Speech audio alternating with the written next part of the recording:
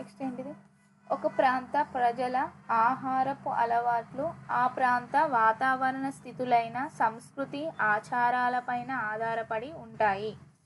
ఏ ప్రాంతపు అలవాట్లు ఆ ప్రాంతం సంస్కృతి ఆచారాలు వాతావరణ స్థితులపైన ఆధారపడాయి. ఎందుకంటే ఉత్తర భారతదేశంలో ప్రజలు చపాతీలు ఎక్కువగా తింటారు, ఎందుకంటే ఆ ప్రాంతంలో గోధుమలు ఎక్కువగా పండుతాయి.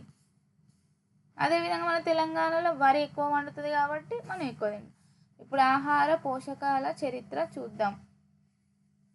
దాదాపు 170 సంవత్సరాల క్రిందటి వరకు పోషణపై కొంతవరకు మాత్రమే వైజ్ఞానిక సమాచారం ఉండేది.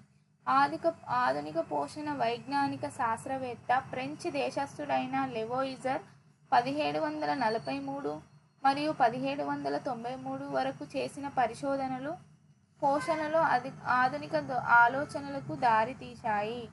1752వ సంవత్సరంలో జేమ్స్ లిడ్స్ అనే శాస్త్రవేత్త స్కర్వీ అనే వ్యాధిని తాజా ఫలాలను కూరగాయలను తినడం వల్ల నయం చేయవచ్చని కనుక్కున్నాడు. స్కర్వీ అనే వ్యాధి తాజా ఫలాలను కూరగాయలను తినడం వల్ల నయం చేయవచ్చని కనుక్కున్నాడు.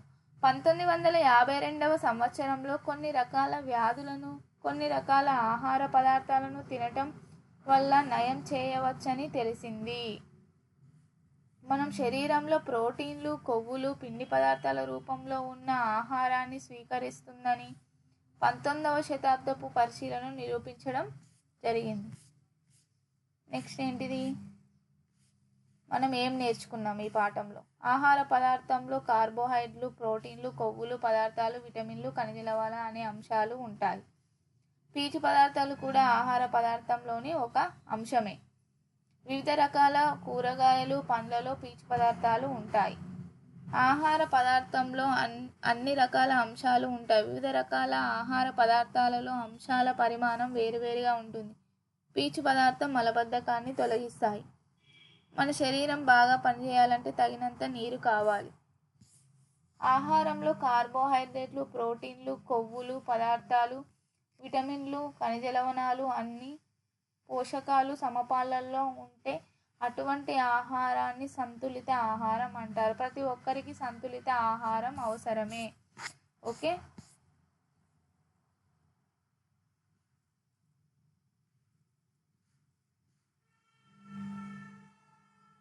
మన ఆహారంలో పీచు పదార్థాలు డ్యాష్ ఏర్పరుస్తాయి మలబద్ధకాన్ని.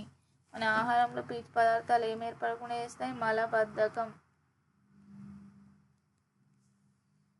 మనం ప్రతిరోజు తీసుకునే ఆహారం ఎక్కువ పరిమాణంలో ఉండవలసినవి ఏంటి?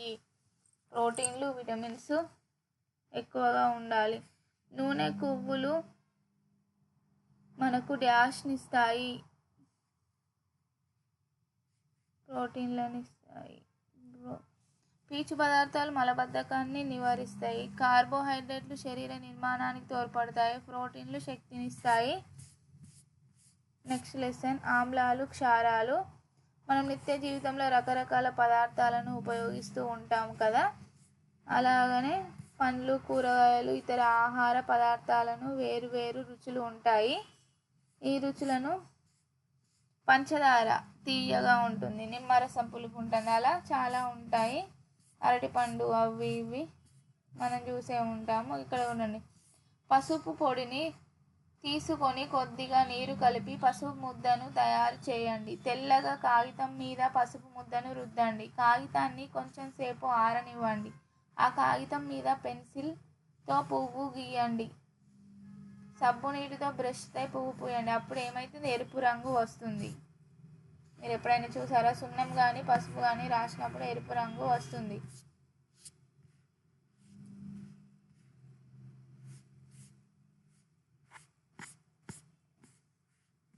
ఇవన్నీ ఏంటి? సహజ సూచికలు. ఇవి మందారం పువ్వు, మామిడి ఆకు, బీట్రూటు, గన్నేరు పువ్వు, పసుపు, ఇవన్నీ ఏంటి? సహజ సూచికలు. కొన్ని పదార్థాలు ఇతర పదార్థాలతో కలిసినప్పుడు వాటి రంగు మార్పును సూచిస్తాయి. అలాంటి పదార్థాలను సహజ సూచికలు అంటారు. సహజ సూచికలు ఏంటి? మందార పూలు, మామిడి ఆకులు, బీట్రూటు, గన్నేరు పూల రసాలను తీసుకోండి. వడపోత కాగితాన్ని వాటిలో ముంచి సహజ సూచికలను తయారు చేయండి. ఈ విధంగా ఎరుపు లిట్మస్ను నీలి లిట్మస్గా మార్చడం చూడొచ్చు. నీలి లిట్మస్ను ఎరుపు రంగులోకి మార్చే పదార్థాలకు ఆమ్ల స్వభావం ఉంటుంది. ఎరుపు లిట్మస్ను నీలి రంగులోకి మార్చే మృదు స్పర్శ కలిగిన పదార్థాలకు క్షార స్వభావం ఉంటుంది. ఇప్పుడు ఆమ్ల అనగానే యాసిడ్ అనగానే యాసిడ్ కాలిపోయిన వాడితే ఏమవుతుంది? బ్లడ్ వస్తుంది, రెడ్గా అవుతుంది, ఎర్రగా అవుతుంది అని గుర్తుపెట్టుకోండి, ఎరుపు అని. కొన్ని పదార్థాలు ఎరుపు లిట్మస్తో కానీ నీటి లిట్మస్తో కానీ రంగు మార్పును సూచించలేదు కాబట్టి ఇటువంటి వాటిని తటస్థ స్వభావం ఉంటుంది. సూచికలు అంటే ఏంటిది? వివిధ పదార్థాలు పూసిన కాగితం ముక్కలు లిట్మస్ పట్టీతో సహా పదార్థ స్వభావాన్ని బట్టి ఆమ్లాలు క్షారాల మీద పడినప్పుడు రంగు మార్చుకుంటాయి. ఇలా రంగు మార్చే వాటినే సూచికలు అంటారు.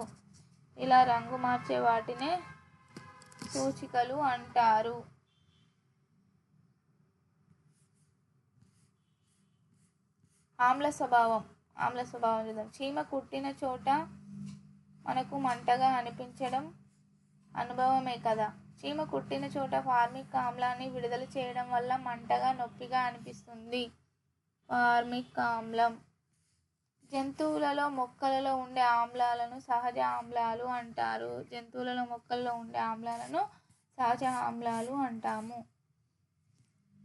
నెక్స్ట్ ఆమ్లం. ఎసిటిక్ ఆమ్లం. వెనిగర్ అంటే ఏసి. ఓలిక్ ఆమ్లం ఆలివ్ నూనె, ఓలిక్ ఆలివ్. సిట్రిక్ ఆమ్లం సి నిమ్మ నారింజ. స్టీరిక్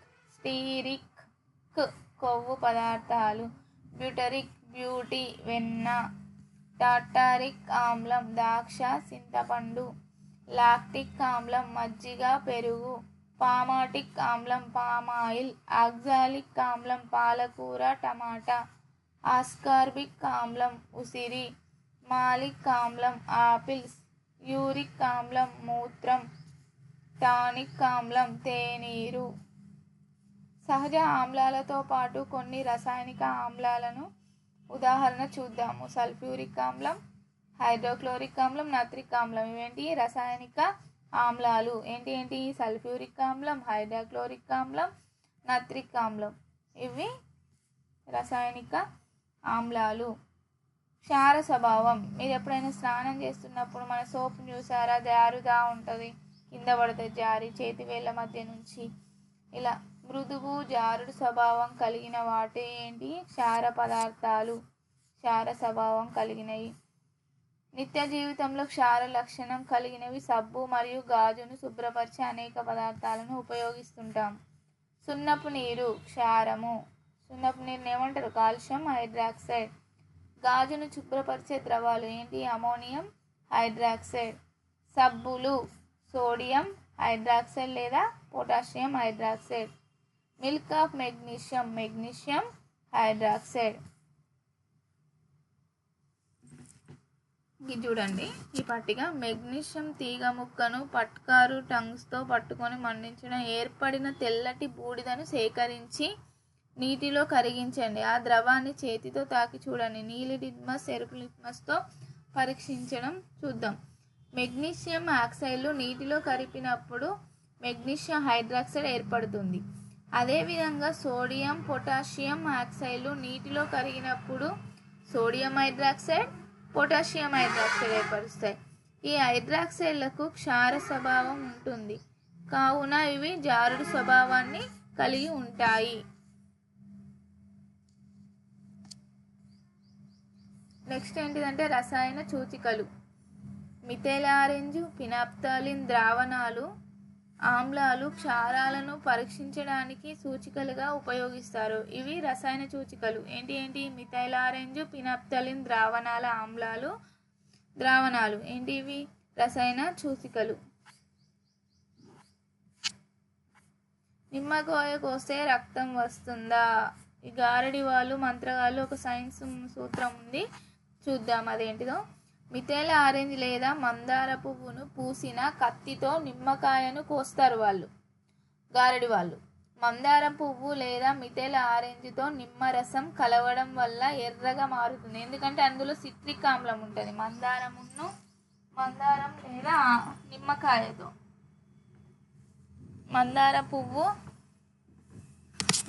పువ్వు నిమ్మరసంలో సిట్రిక్ ఆమ్లం ఉంటుంది కాబట్టి కత్తి అనేది మందారం పువ్వుకున్న మిథైల్ ఆరెంజ్ యొక్క దానికి ఎరుపు వర్ణాన్ని పొందుతుంది. మిథైల్ ఆరెంజ్ వల్ల ఆమ్లాలు ఎరుపు రంగులోకి, క్షారాలు పసుపు రంగులోకి మారతాయి. పినాప్థాలిన్ ఆమ్లాలతో రంగు లేకుండా క్షారాలతో గులాబీ రంగులోకి మారుతాయి. మిథైల్ ఆరెంజ్ వల్ల ఆమ్లాలేమో ఎరుపు రంగులోకి, ఇది గుర్తుపెట్టుకోవాలి, మిథైల్ ఆరెంజ్ వల్ల ఆమ్లాలేమో ఎరుపు రంగులోకి, క్షారాలేమో పసుపు రంగులోకి మారుతాయి. అదే పినాప్థాలిన్ అయితే ఆమ్లాలతో రంగు లేకుండా క్షారాలు మాత్రమే పింక్ రంగులోకి మారుతుంది. నెక్స్ట్ ఇక్కడ ఒక పట్టిక ఉంది, చూద్దాం. రాగి పాత్రలతో ఆహార పదార్థాలను ఎక్కువ కాలం నిల్వ ఉంచినప్పుడు పాత్ర లోపల నీలి ఆకుపచ్చ రంగు పొరలు ఏర్పడతాయి. నిల్వ ఉంచిన పదార్థాలలో ఉన్న ఆమ్లంతో రాగి చర్యలు జరిపి నీలి ఆకుపచ్చ రంగు పొరలు ఏర్పరుస్తుంది. ఇలాంటి పదార్థాలు ఆరోగ్యానికి హానికరం. ఈ చర్యలను నివారించడానికి పాత్రల లోపలి భాగంలో తగరపు పూత పూస్తారు. తగరపు పూత దేనికి పూస్తారు? రాగి పాత్రలకి.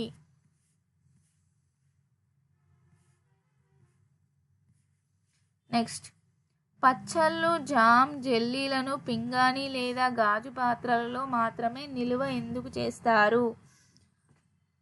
అలా కాకుండా రాగి, ఇత్తడి మొదలైన పాత్రలో ఉంచితే ఈ పదార్థాల్లోని ఆమ్లాలు పాత్రలతో చర్య జరిపి వాటిని పాడు చేస్తాయి కాబట్టి. ఆమ్లవర్షాలు. అసలు ఆమ్లవర్షాలు అంటే ఏంటి? ఆమ్లవర్షాలు అంటే ఏంటో మీకు తెలుసా? ఇప్పుడు తెలుసుకుందాం, చూద్దాం.